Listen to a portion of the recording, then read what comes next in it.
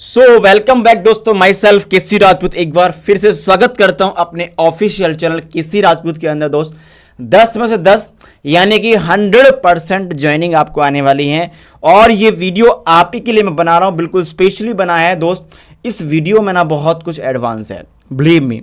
आप इस वीडियो को लास्ट तक देखना, आपके लिए मैंने बिल्कुल एडवांस चीज को बनाया है और मैं आप सभी से रिक्वेस्ट नहीं, आग्रह करता हूं कि इस वीडियो को लास्ट तक देखना जरूरी है, क्योंकि आप बहुत कुछ सीख सकते हैं।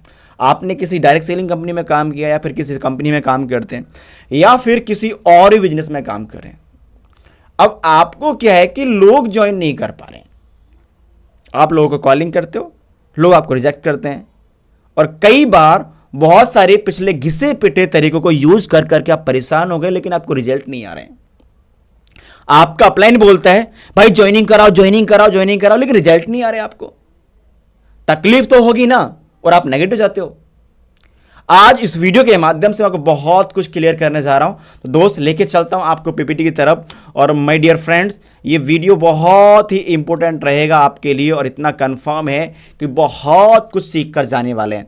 100 में से 100% आपकी आईडी डन हो जाएंगी अगर आप ये वीडियो पूरा देखते हैं। अगर आपको वीडियो दोस्त अच्छा लगेगा, सबसे पहले इस वीडियो को लाइक कर लेना, चैनल को सब्सक्राइब कर लेना और अपने उन सभी फ्रेशर लीडर्स के पास में वीडियो सेंड करना जिनको अभी ज्वाइनिंग कराने में बहुत सारी परेशानी अगर है। इवन आपको भी अगर दिक्कत है, आपके कोर लीडर्स को भी अगर प्रॉब्लम्स फेस करनी पड़ रही है ज्वाइनिंग करने के लिए, तो उनके लिए भी बहुत जरूरी है। लेट्स स्टार्ट करते दोस्त वीडियो को। दोस्त कहते हैं कि जब नेटवर्क मार्केटिंग बना तो नेटवर्क मार्केटिंग के लिए क्वेश्चन होना बहुत बहुत ज्यादा जरूरी होता है।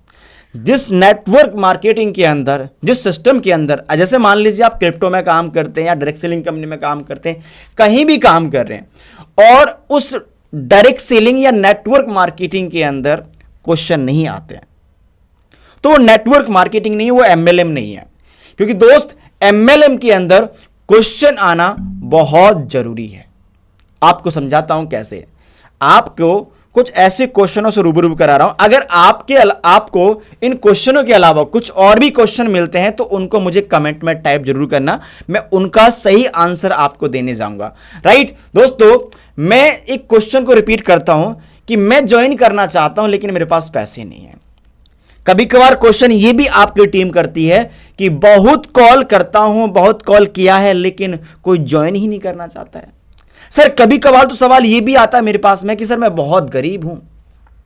सर कभी कभार तो सवाल ये भी आता है कि मुझे भरोसा नहीं हो रहा है। और कभी कभार तो लोग ये भी बोल देते हैं कि टाइम नहीं है मीटिंग में आने के लिए, टाइम नहीं है, मैं मीटिंग में नहीं आ पाऊंगा। कभी आपको इन क्वेश्चनों से भी फेस करना पड़ा होगा अगर आप नेटवर्क मार्केटिंग में काम कर रहे हैं। आई नो, मैं जानता हूं कि आपने इससे पहले बहुत सारे तरीकों को यूज किया है लेकिन आपको रिजल्ट नहीं मिले। मैं आपको विश्वास दिलाता हूं, ये पॉइंट आप फॉलो कर लेना, बिलीव मी, आपको डेफिनेटली रिजल्ट आना शुरू हो जाएगा, वो भी 100 to 100%।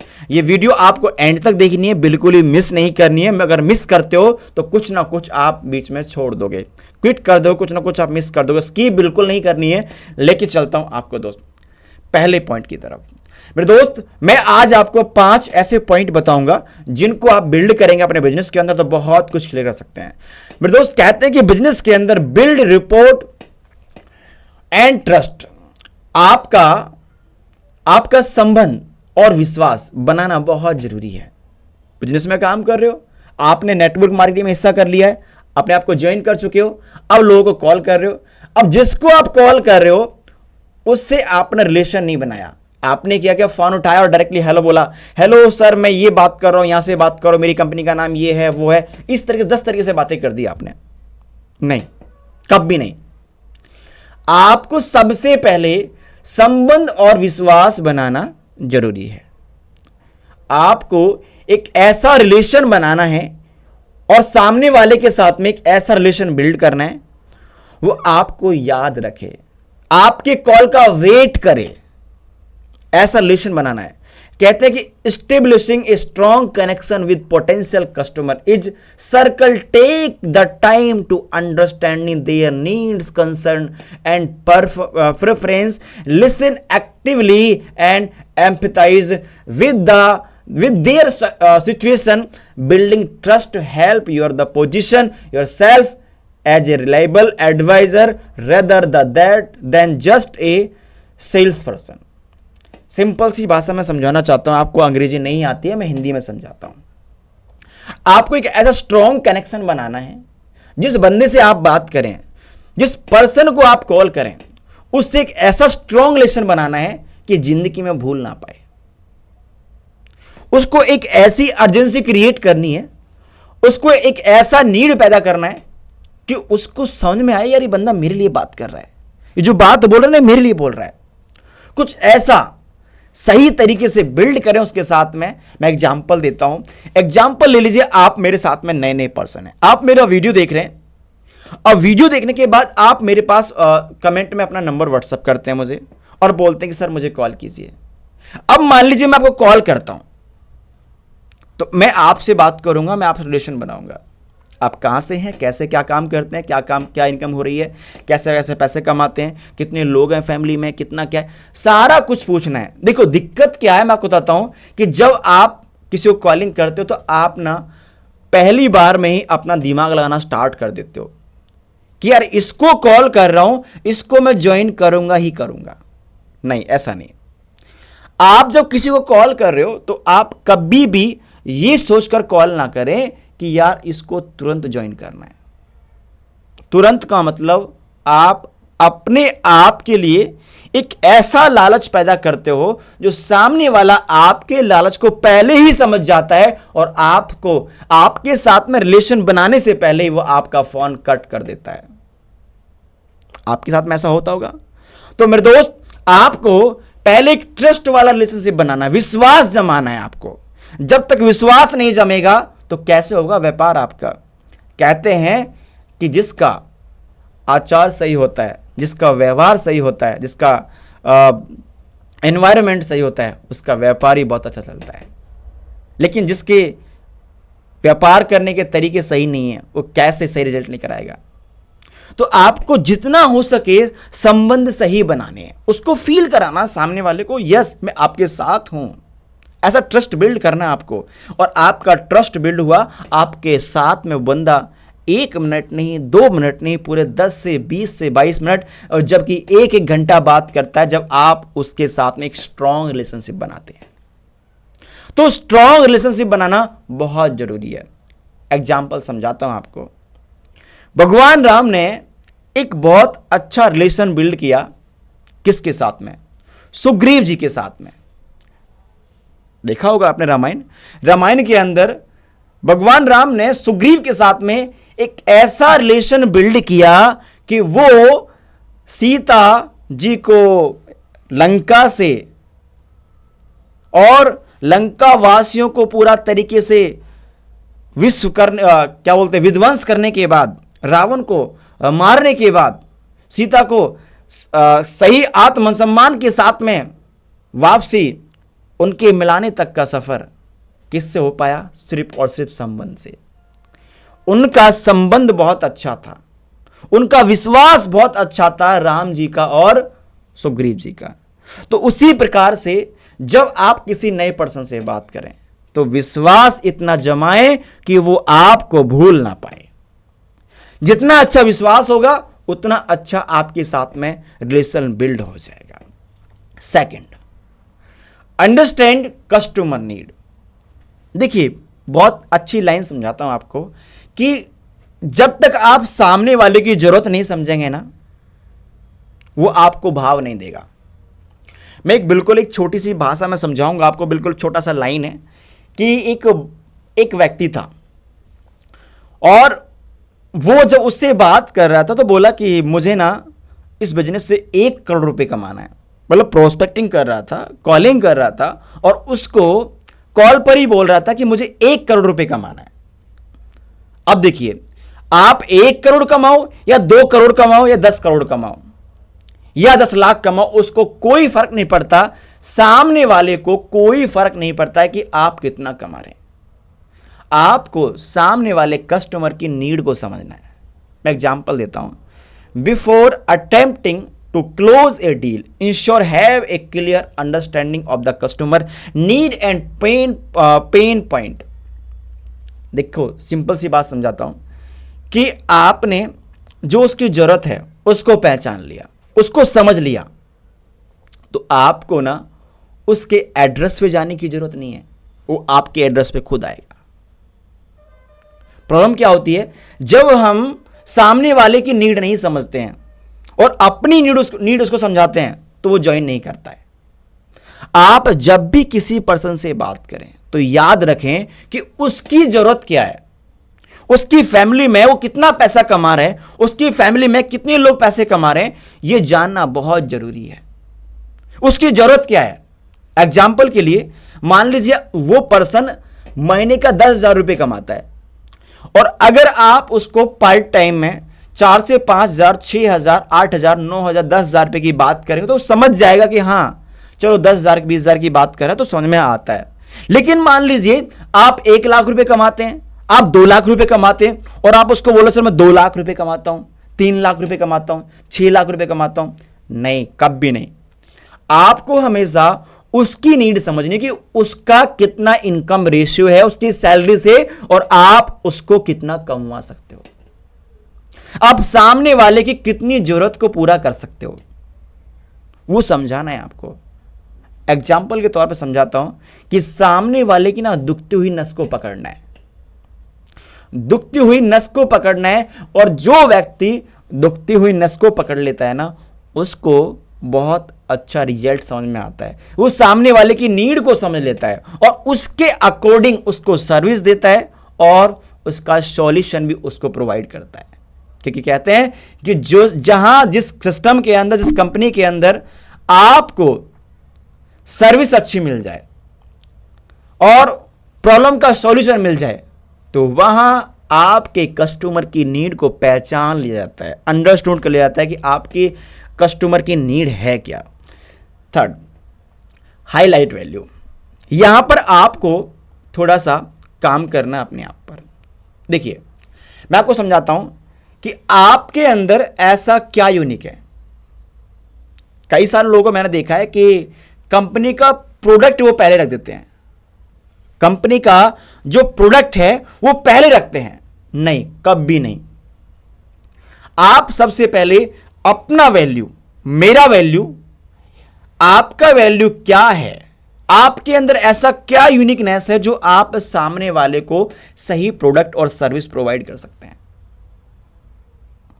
आप सामने वाले की प्रॉब्लम को समझ सकते हैं, ऐसा क्या है आपके अंदर। अपनी वैल्यू को सामने वाले के सामने हाईलाइट करें।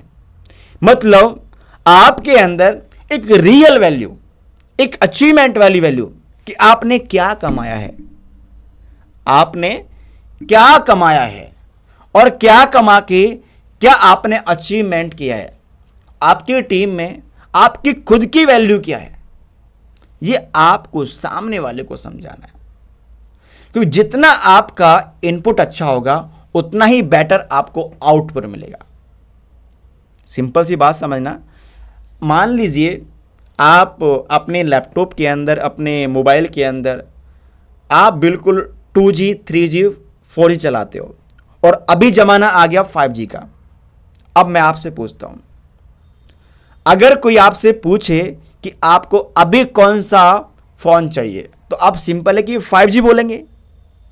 अब मुझे बताइए, सामने वाले की नीड है 5G और आप उसको 4G पकड़ा रहे हो, एक्सेप्ट करेगा?